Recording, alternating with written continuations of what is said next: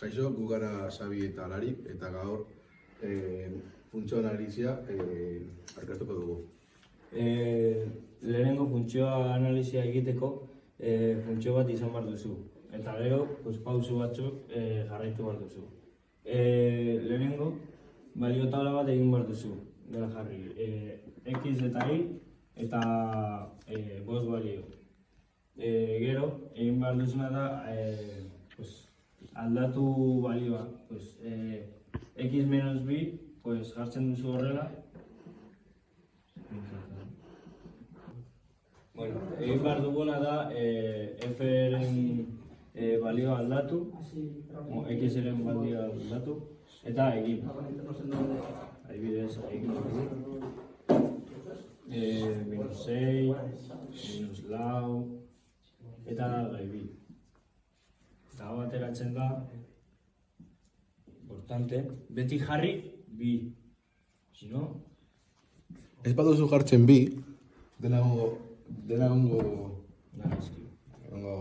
Eski gongo kadea. Ba, hori.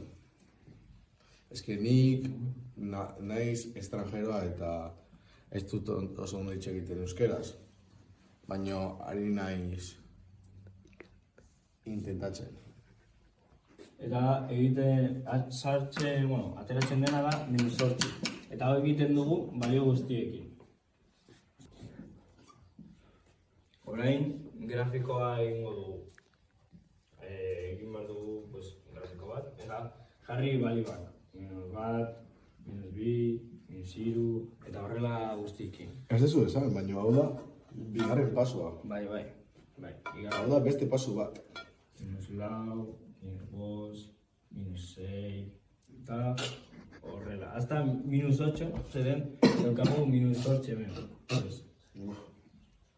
Zeu zau, gaizki. Barrakatu, ezken nago estarriko minarekin. Ez du problemarekin.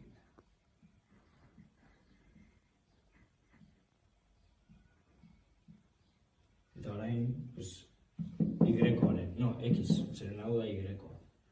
Eta bat, bi, hiru, lau, bost, eta 6. Minus bat, minus bi, minus hiru. Hau da minus dena, Bai. Eta orain jartzen ditugu puntuak. Edo zaizu? Problemarik ez. Vale, botatzen dut.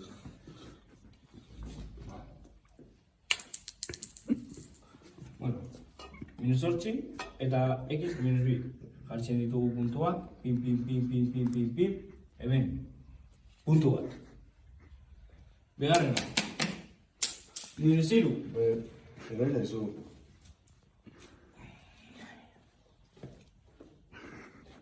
Minus 3. Minus 3 hemen, eta minus bat. Pin, hemen. Eta minus hiru. Hau da B. Eta 0.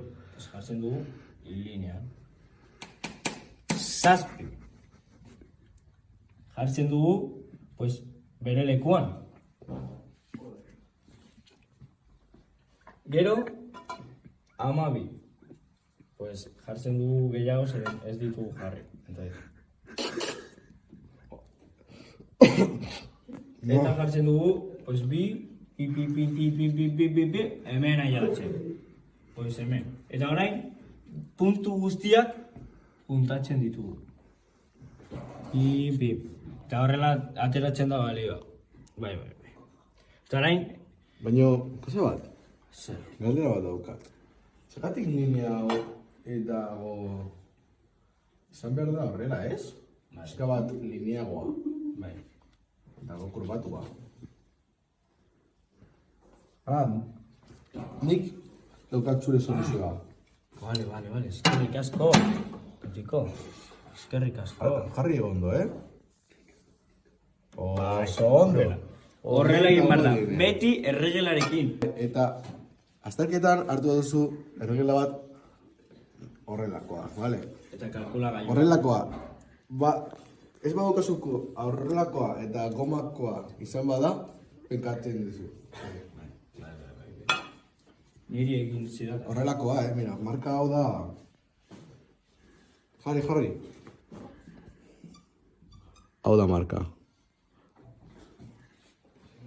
Orain, hirugarren puntua. Definizio eremua. Bai, Hau da, definizio eremua. Zer egin behar da hemen? Irakasle ona. hemen egin behar dena da, jarri, pues, balioa, X eren balioa.